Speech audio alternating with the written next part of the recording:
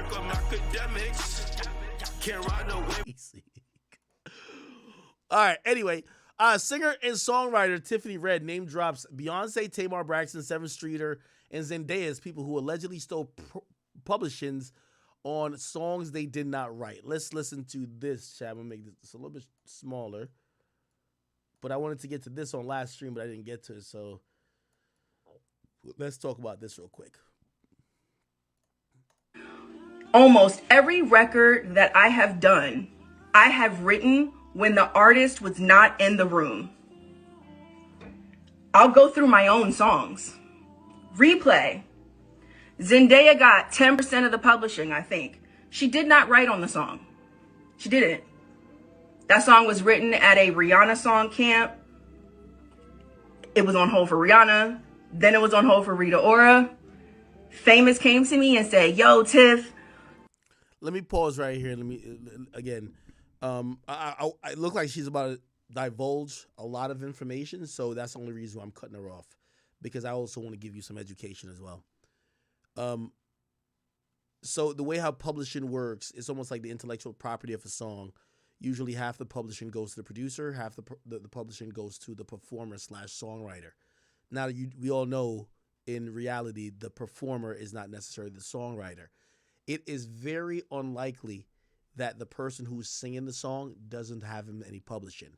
So when she's talking about Zendaya getting some publishing, she's supposed to, even if she didn't write the song. That's how it goes. Even if she didn't write the song, she's supposed to still get publishing. Now, you could argue, or like you could negotiate your publishing with Zendaya, right? Or Zendaya's label, or whoever is going to take the song and clear the song and do whatever with it. But it's very normal that Zendaya will get publishing. Now, I'll go even to one further. It's normal that Zendaya's label will also get publishing as well. Very normal. I'm sorry to tell you, okay? Unfortunately, songwriters, historically, unless you have a big name, and like, for example, the ones who really have leverage, they were artists themselves. For example, Party Next Door. For example, Neo. For example, Rico Love. These are people that they have such cachet in songwriting that they're going to be able to dictate much more than a Tiffany Red, with all due respect to her. So they might be like, hey, listen, I want this portion. I want the majority of the publishing because I wrote the motherfucking song, right? Now, granted, let me also give you a little. So the royalties for the song. So this is how money comes in for a song. You have royalties and publishing. Publishing is intellectual property. Royalties are the actual sales, right? Now, there's also publishing royalties too, which is a little bit different, but and they have mechanical royalties, all that type of stuff. I'm trying to simplify it for you that you guys can understand what's going on. Royalties generally only go to the label who's making the investment for the song. So royalties are never even given to the producers. Sometimes producers, like I could imagine Metro Boomin, he has percentage on a song in terms of the royalties, but it's very rare. Usually they give the producer a fee up front. Hey, you want $15,000 a beat? Here's your $15,000. The label is making an investment to cover the cost of making the song. So I paid for all the ingredients, so once we start selling the pies, I get all the bread, okay? That's generally how it works, right? So royalties, the songwriter usually doesn't see unless you have the big name, and the producer doesn't see that. That usually goes to the label / artist, right? The label's usually collecting it. They're going to put it towards the account for the artist who they've already given in advance, and they've invested many other things, okay? The publishing, again, this is if your song ever gets sampled. This is if, say, she wrote a line that gets, sung over on like a weekend song or whatever. These things matter then because she's going to get paid a lot, right? So publishing matters. Again, but it's all about negotiation. So again, just addressing that very one point she said, Zendaya did not write a song. She says she wrote the song in a Rihanna session. Somehow it bounced around, got to Zendaya. Zendaya sung the song. She's the performer. It's very normal that Zendaya gets some publishing, okay? By the way, Zendaya has a name. There's this artist named Zendaya. We should cut replay on her. So Zendaya got published in a writer credit. She did not write on Replay. King by Tamar Braxton. Wait, Replay? Ain't that a Rihanna song? Wait. Let me hear that again. Let me hear, because I might have just went on tirade. Let me hear. Almost every record that I have done, I have written when the artist was not in the room. I'll go through my own songs. Replay. Zendaya got 10. Does Zendaya has a song called Rihanna? Replay? Replay Zendaya. Oh, Zendaya has a song called Replay. Okay, so she is a performer. Of course she gets fucking publishing on it. What the hell?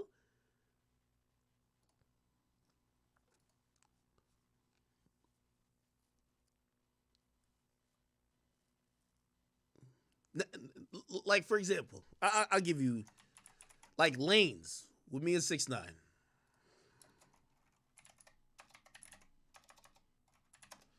Like, Lanes with me and 6ix9ine, I'll tell you how it's broken down.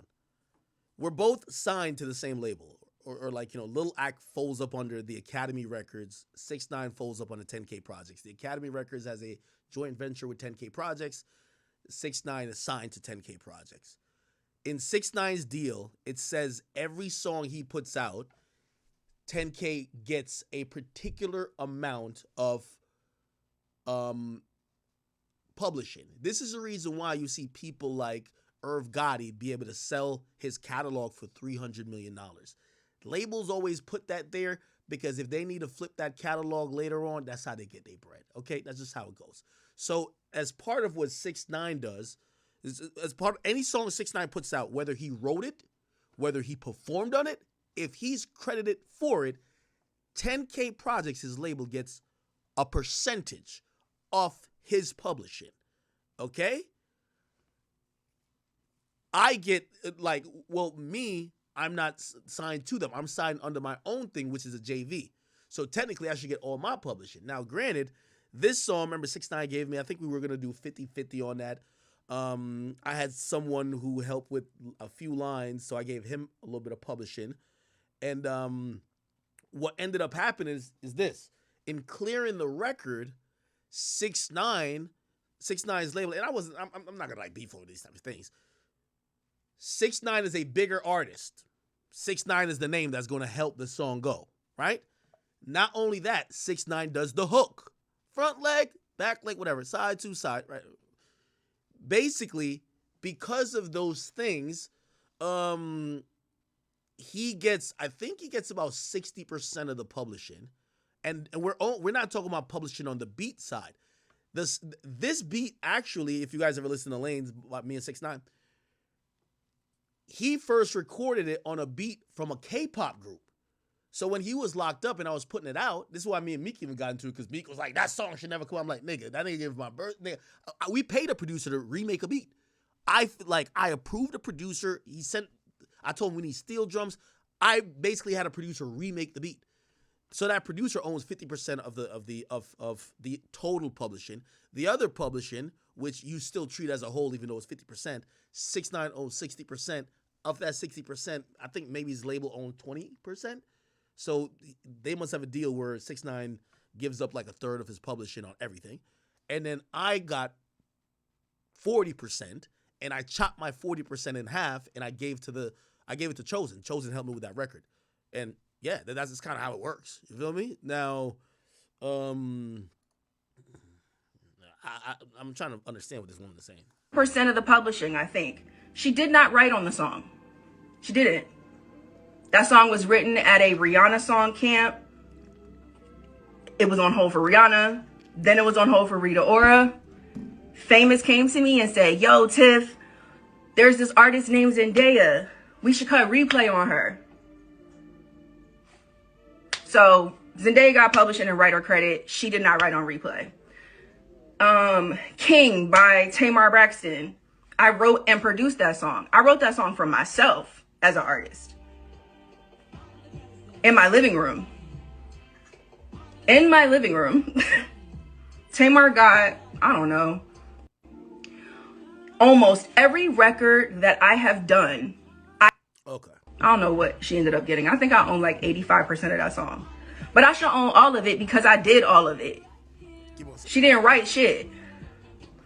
Seven Streeter, who's a songwriter. This one really hurt my heart. Seven Streeter, just being honest. Me and Mansour did that song. It was originally called Bitch.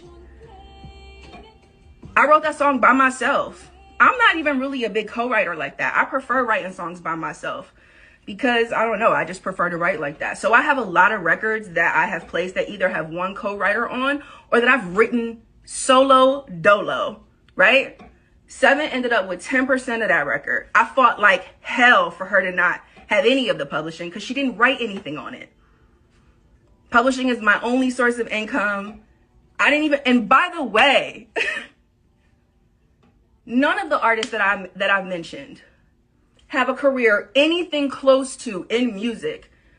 I don't know what she ended up getting. I think I own like 85% of that song. But I should own all of it because I did all of it. She didn't write shit. Seven Streeter, who's a songwriter. This one really hurt my heart. Seven Streeter, just being honest. Me and Mansour did that song. It was originally called Bitch. I wrote that song by myself. I'm not even really a big co-writer like that. I prefer writing songs by myself because I don't know, I just prefer to write like that. So I have a lot of records that I have placed that either have one co-writer on or that I've written solo dolo, right? By the way, congratulations to her if she's that talented too. Wonder why she's upset.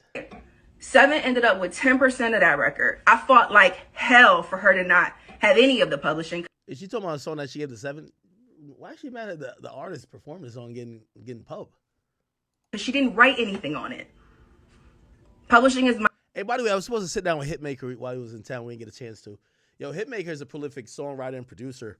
Yo, Hitmaker, Young Berg, bro. Like, I would love for you to chime in on this. I wish me and you could chop it up about this. Beyonce. None of them do. But the reason why I'm bringing up my experience with every artist or almost every artist that I've worked with that has taken publishing that they did not earn on the songs that I wrote for them is because there is a precedent that's set. The reason why I called out Beyonce is because Beyonce is the Michael Jackson of our generation. And so if there's anybody that could reshape the precedent, if there's anybody that could influence the industry, that had the power and the money and the cultural thing to say, you know what, y'all, you're right. These songwriters have been out here. We've been in the street, literally. I have been in the street. In front of Spotify, I've been in front of Universal. I have sat and I have talked to all y'all publishers. I talked to y'all publishers. I talked to the DSPs. I talked to the copyright royalty, the U.S. Copyright Office. Beyonce. None of them do. Okay. I talked to NMPA. I talked to RIAA. I talked to SONA. I talked to NSAI. I talked to all of them. And guess what? Y'all are still broke. Okay? That's the fucking truth, right? Okay? So the people that are like, oh, this is not true. I had somebody call it propaganda yesterday. It's not fucking propaganda. The reality is there is no A-list artist, B-list artist, or C-list artist that's not taking publishing, because that is the way the music industry works. And to deny that is delusional. And what I will not allow is for anybody to make me feel like I'm in the Twilight Zone, because I know I'm not in the Twilight. Okay, I think she's at a pretty much interesting place of her career where she's saying this. I'll go on to give a slight parallel. I believe that. Okay, so remember we're talking about publishing again, right? Keep in mind, historically, and if you're a producer, like back in the day, Timbaland was getting $1 million a beat. Like these days, I don't want to call out any producer, but you could get their beat for $10,000. How many beats you think these niggas is placing? How are they supposed to eat? Well, they're technically supposed to eat off publishing. If these records do good, if these records go platinum, if these records whatever, you should be either sign a publishing deal if you're hot, right? Like, for example, ATL Jacob, you produce 5 hits, like shit, they probably say, hey, yo, here's $5 million. We know we're even going to help you get placements, but we're going to collect all the money from your publishing for the next 5 years, but here's $5 million, right? So now he's rich, right? That's kind of how shit works. But producers live off publishing, right? Remember, they can't do shows for the most part. They're not Metro Boomin or whatever. Like, it's not like they're doing shows. Some try to DJ on the side, but they got to live off making beats, so they live off publishing. Songwriters do too.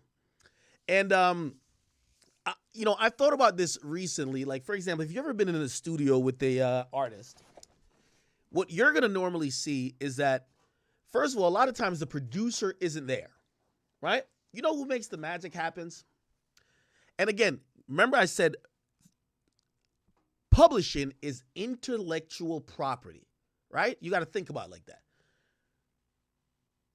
So the producer made the beat, and you were thinking about what a song is. Beat, lyrics, or beat, melodies, right? Or voice or whatever. So the performer and the producer. You know who really the star is these days? The engineer. The producer not even there. The producer sent the pack. You know who? You ever listen to Travis Scott? Have Travis Scott record with not his engineer. Have Fetty record with not his engineer. Actually, there's a video where Fetty was, they put Fetty in a studio, and he had to call his engineer to go get like, yo, how you make my voice sound like that? Like, again, the engineer these days is creating a sound. You see all these niggas got these weird sounds? Trust me, the engineer did that. The engineer is like a wizard. The engineer is the nigga crafting a sound, a pocket that these niggas go dominate the world with. I promise you. Now, here's the thing. How does engineer get paid?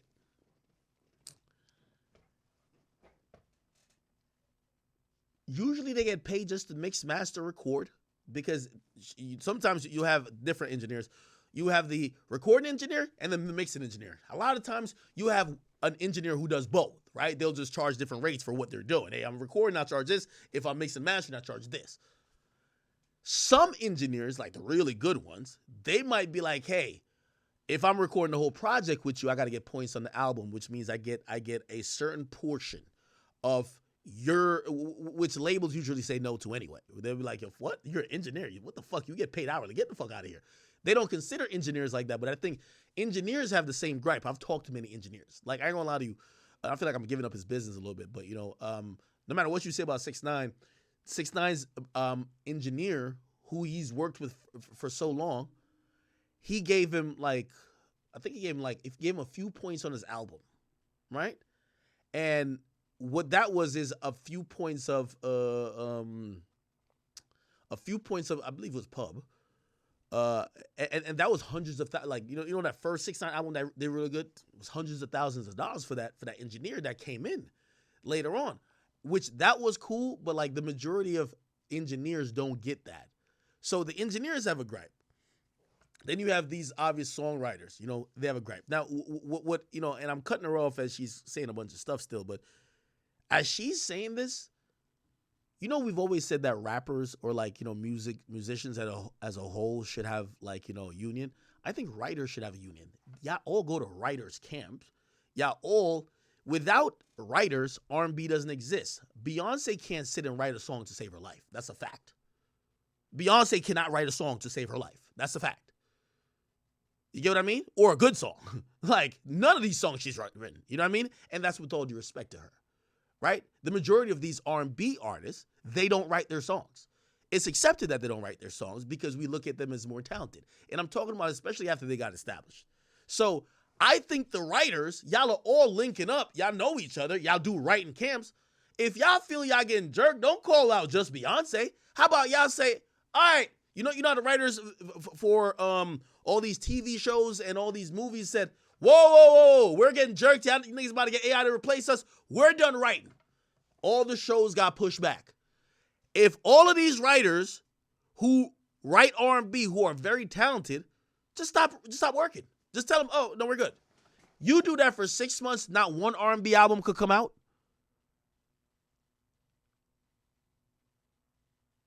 Again, the majority of these people use writers. That's the only way to move this industry forward. Maybe the record label would have more respect for you. The record label might say, oh, no, we're working with Tiffany Red. We need to give her half the publishing on the record on the performer side. Or no, she requires this amount of publishing. But if you allow yourself to get treated whatever type of way, especially when, again, it's different. You see, rappers compete with each other. But y'all writers are the very, again, I don't know if y'all know how R&B goes. It's very different. Labels basically source producers. They source writers. They put them together to come up with hits. A&Rs kind of put this together. They'll present songs to them. They'll work on ideas. It's a myriad of ways. But all of these things happen, but writers are a big part of it. It's not like rap. Like niggas just get in the booth, they high off some type of hallucinogen or a motherfucking Henny or, some type of shit, and they just kind of belt out a song. It's very different when it comes to R&B. I think they got to be unionized if they want something to change. Zone. I could pull up my records. I talked to somebody yesterday. Somebody's a manager of somebody who is a writer and producer on Renaissance. Okay. Oh, ain't that Beyonce's joint? Okay. The record is one of y'all faves. The song was written 6 years before it got to Beyonce. She got 25% of the song. I've talked to another writer who wrote. Is she mad that Beyonce, please help me understand. Is she mad that Beyonce got 25% of the publishing on that record? Or is she mad that, what is she mad at? Please, help me understand.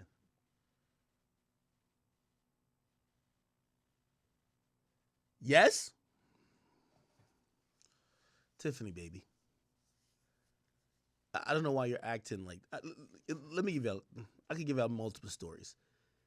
Publishing, intuitively, an artist will complain like it's in right, and yes, it's like saying that. Do you have a right to Do you have a right to own what you thought of in your brain? Intuitively, yes, but this is not what's right and what's wrong. This is the music business. If, for example, you work with Drake, you could write, and again, I'm not saying Drake takes songs from people. If you could write 99% of what's on a song with Drake, it's impossible that Drake will give you, he might not give you no publishing. It's Drake. You're working with Drake. You have zero leverage. It's not like, oh, no, that's right. You're working with Beyonce. You're lucky she only took that. It's Beyonce. You have zero leverage with Beyonce. I'm sorry to say. And if you think Beyonce's not going to have publishing on a song that's coming out of her mouth, that she's performing on her tour, that is going to be synonymous with her, you're on crack. Oh, Jungle Boy, I see you said, no, Ag, that's not fair, though. Hey, it's the music business. Nothing is fair. It's not about what right or wrong and what's fair. It's about what you negotiate. They said, listen, it's true in life, but it's definitely true in the music business. In life and the music business, you don't get what you deserve. You get what you negotiate.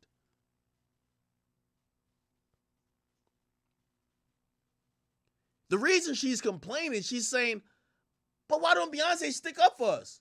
Well, it's like looking at white people to say, well, why don't the white people just end slavery? Like, it's going good for them.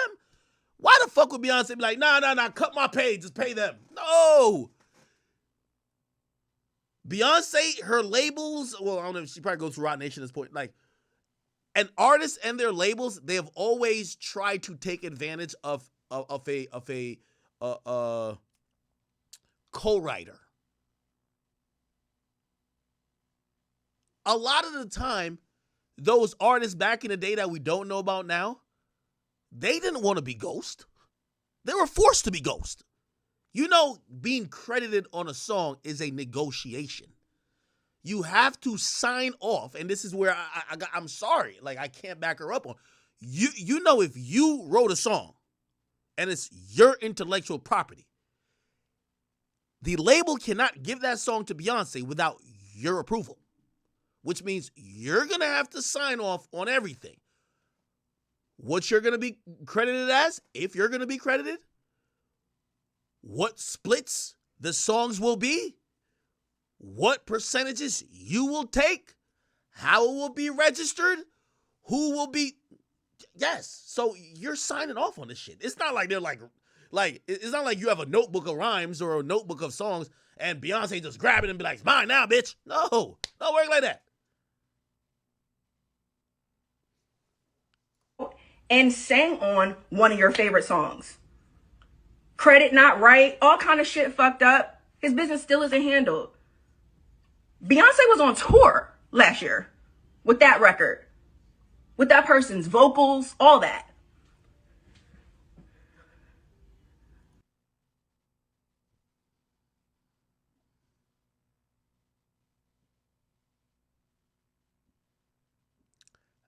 Hey, listen, Tiffany Red, I want to feel bad for you, but listen, the music business didn't just start like yesterday.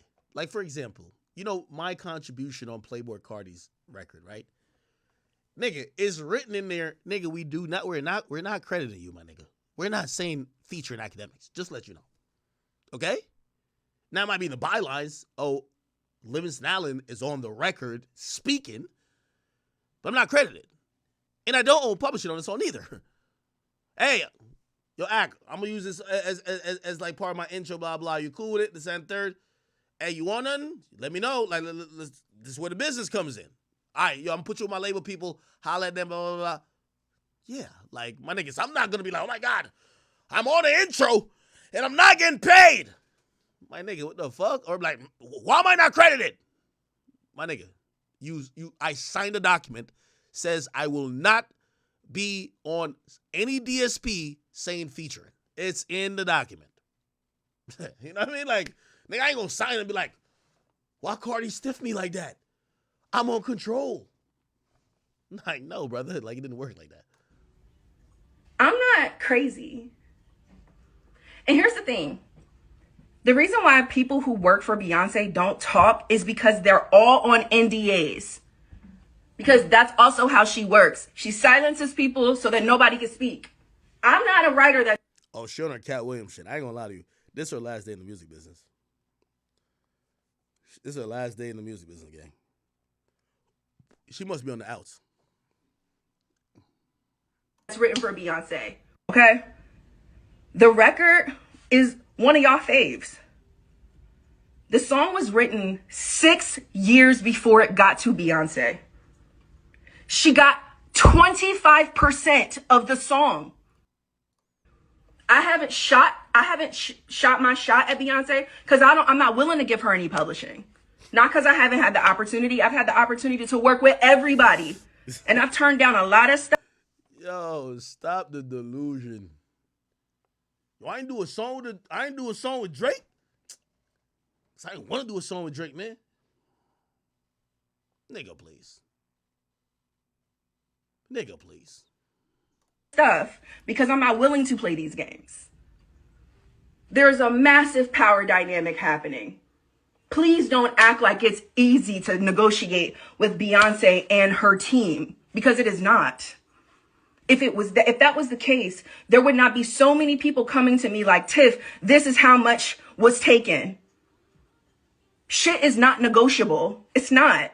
These are the terms, which means, okay, cool. Then we work for you, Beyonce.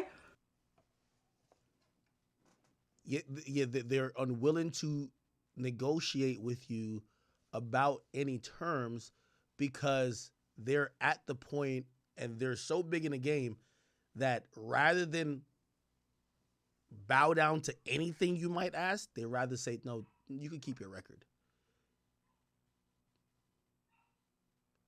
Again, this is why when you have no leverage, if you had an option to say, all right, I'm going to keep my record and I'm going to put it out in a different format and do just as good as, you know, Beyonce would have the record do by singing it, you can't say nothing. So that means you're an employer. But either way, to imply that the artists do not have to be responsible for the business practices that they exercise with songwriters to insinuate that I haven't shot. Okay, so she keeps continuing to mention, hey, listen, the songwriter or the artist, so Beyonce should check her label, and Zendaya should check her label, and all the people should check her label. Only way you are treated fairly is if you are managed by one of the gatekeepers. Is bullshit. It's bullshit. You shouldn't have to be in. Okay, and I hate pausing again, but I agree with her a little bit. Yes, and I'm not saying whatever, but yes, there is a different in treat. If you're signed to Rock Nation as a writer or as a producer, and yes, Rock Nation signs artists as writers or producers. Yes, when you're as a Rock Nation artist, no, a Rock Nation songwriter, and a Rock Nation producer, if you produce, they give you different splits. Well, that's kind of just business. Like, I'm going to give favoritism to the people who signed to me. Otherwise, I'm going to just use the industry bullying tactics. I mean, I'm not saying it's necessarily right, but this is why I'm going to continue to say the writers need a union, because, of course, if they get to bully y'all one by one, and nobody says, hey, we're going to stop working, your argument's moot. And again, you also admit that you're agreeing to this. Even if they're bullying you, you're agreeing to this. Company with a gatekeeper to be treated fairly. You should not have to have a gatekeeper on your team to make a livable wage off of music that is making people billionaires. Them Grammys don't pay the bills. Those plaques do not pay the bills. There are people with Grammys and plaques who can't pay their rent. I know people who are super accredited, broke. It means nothing. Now, again, publishing. Well, first of all, if you have publishing on a record that Beyonce is going multi-platinum on, I'm not believing you. Like, you're not paying your rent. Now, how much publishing? That's up for debate. Keep in mind, remember, as I said, publishing 50-50, half to the producer, half to the performer usually. Here's the thing. With that, let's say they use a sample. The sample might say for us to clear it, we want 75% of the pub, right? So, depending on how that goes, maybe sometimes it's taking out the artist part, or sometimes they'll split that with the producer, whatever the case is.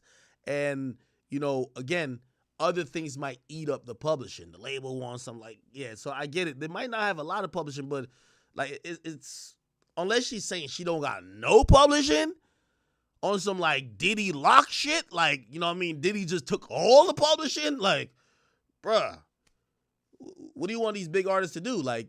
For them to go market that song and slave away and go on a world tour promoting that song, and you sit your ass at home collecting the then byproduct of that song with huge checks? No, motherfucker. Thank you for writing the song. But again, the song lives beyond even your mind. This song doesn't make money because it's a great song. You have to realize this paper towel, right? It's worth nothing. Now, if I told you, oh my God, this is the last paper towel Tupac sneezed in and I marketed, maybe I could sell it for $1 million. So what something is worth and it sells is very subjective. That's why you can't discredit when an artist has marketed your song and a label has put marketing dollars into the song. So, sure, you just want to be like, nah, I wrote the song, I should just be rich, period. Don't really work like that, too.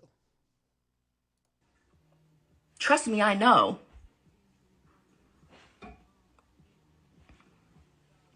I remember having only way you are treated fairly is having a conversation with a writer who wrote on what was the record Beyonce did after or before Renaissance? I can't remember whatever the record was. I remember talking to one of the writers and talking to them about how much of the publishing she was taking. And this writer was like, look, Tiff, I don't want no smoke with me. I just let her take the publishing. That's bullshit. Also, with all due respect, Beyonce's not talking about publishing. I'm sorry. Beyonce's not having a conversation about publishing. Drake's not having a conversation about publishing. You're going to talk to their business people. Those conversations probably won't even reach Beyonce. She won't even pick up the phone to be like, you think Beyonce's over here arguing music business? No. She has lawyers. She has entertainment lawyers. And you know what? Those are the people sticking you up. Hey, check this out. Yo, we got about 50 records we could pick between. All of these people, it's like you're winning the lottery. Check this out. We're giving you 10%. Take it or leave it. Beyonce ain't saying that. Fuck. Like, if you think Beyonce is getting on the phone, like, talking, no. All of these writers that you guys see celebrating in the studio with these artists posted up in pictures like, yeah, everything is all good. Those writers are being exploited. Those writers' time is not paid for. Their services are not paid for. Their contribution to the sound recording is not paid for. Their first use of the copyright is not paid for. Their fucking parking is not paid for. Their fucking lunch is not paid for. Damn. That's the truth. Having a conversation with a writer who wrote on. The truth is that we work in an industry that proclaims it makes billions of dollars but can't even buy you fucking lunch. But I'm tripping. But I'm tripping. No, they're tripping. And you're tripping if you with them. There's people that are like, then nobody had no gun to your head. The gun to your head is the power dynamic. Think critically, y'all. Tiffany, you gotta take a ball and go home. It's the only way you want Beyonce. You're claiming that Beyonce don't deserve it, but you want Beyonce to tell people she don't deserve it. Who says that? If you keep giving me the big piece of the cake, why the fuck would I come on and be like, nah, man, just give me the crumbs? No. Take your ball and go home. You know who's not complaining like this? Neo. Didn't he write, to the left, to the left? That nigga say he made $10 million off of that. That's publishing money right there. Neo, to the left. Neo made 10 million. Where's the interview he said about Beyonce? 10 million. I think the number was 10 million. Wait, where's the fuck?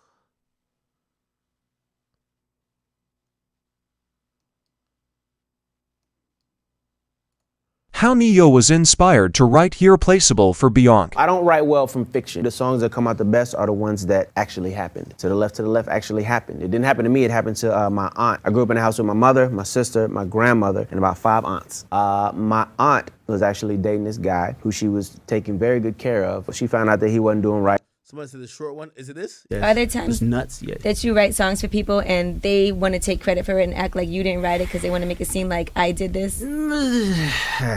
That's happened before. You talking about Beyonce, Angela Yee over there?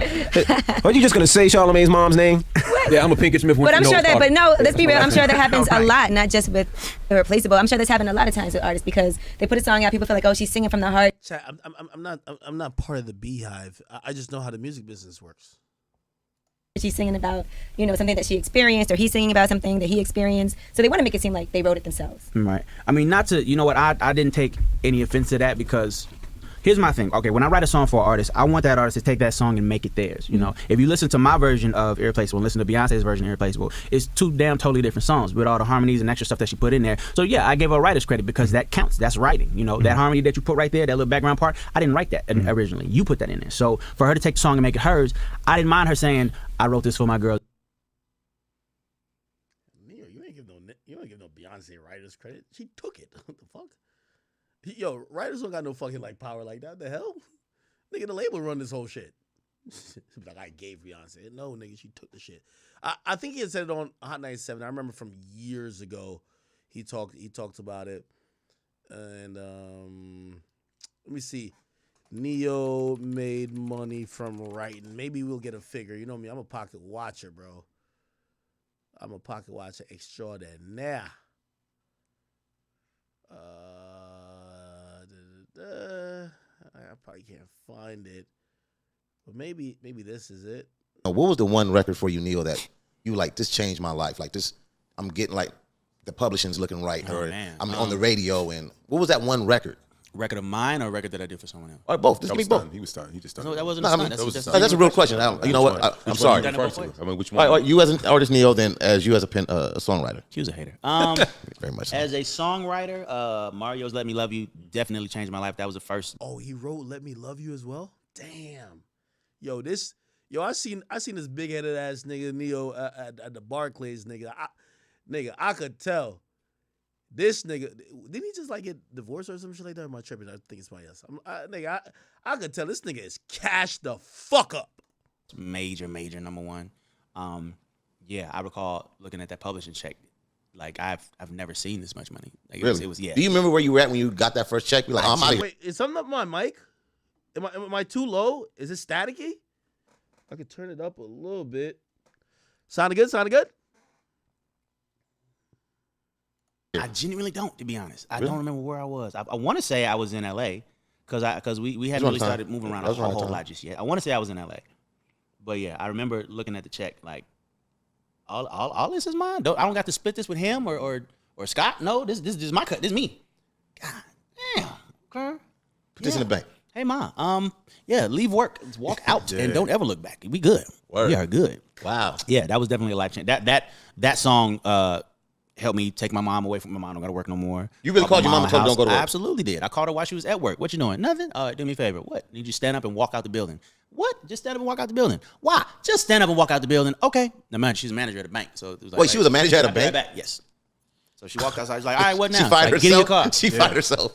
Get in your car. Where am I going? Just get in your car. All right, I'm in the car. Where am I going? Go home. Why am I going home? I'm at work. Just go home. All right, I'm driving. What's at the house? Nothing. Just know that you'll never have to go back to that building ever again. What are you talking about? And then when she got home, I showed her the check. Boom. Yes. It was a beautiful moment. Oh yeah. Beautiful. All right, moment. then what about Neil, the artist? Neil the Have you ever had to go against L.A. Reid? Like, I mean, in the beginning, in your career. Sexy Love and So Sick and all of that, right? To Tango outside the room. He was like, listen, he probably gonna tell you want to switch singles. We cannot. I ain't gonna lie, man. That nigga Neo, he ain't complaining. He's not complaining about the songs he done wrote. Okay. Yeah, there was another interview, but it's all good. I probably can't find it at this moment. Okay. Perfect. Tiffany Red, no hate towards you. You being silenced, that's the gun.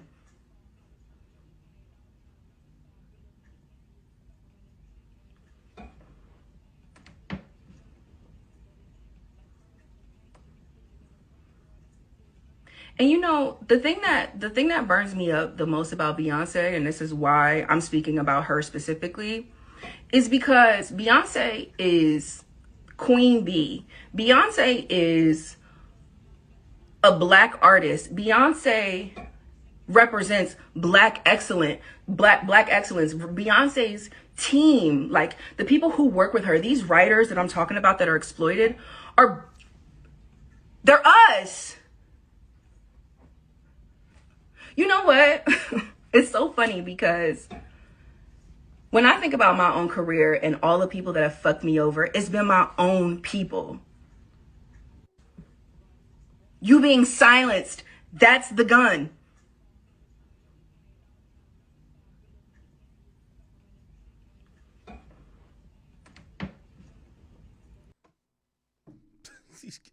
Hey, and I'm not laughing at her necessarily. Man, there's a lot of writers out here who's doing amazing. You get what I mean? Who's doing amazing. I won't say what this individual just said, but shout out to my boy Party Next Door. You know what I mean? He just hit me. He's another nigga. Hey, I know my boy Party. He might be like, man, that could have been my song, but he ain't never said, man, I didn't get paid. That's one thing my boy never said. Yeah, man. Like again, I think she's tweaking a little bit, and if she feels it's so prevalent or so pervasive in the industry, man, she should get with other people who are also writers, create a union. You feel me? Create a motherfucking union. You get what I'm saying? Anyway, Party, we need some fucking music, my nigga. I'm glad you tuned in, though, my brother. I'm glad you tuned in. Love.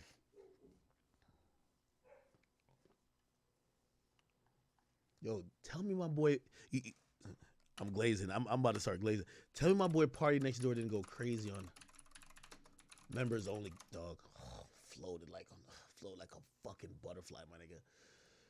We need a project from this nigga, man. Okay. All right. Cool.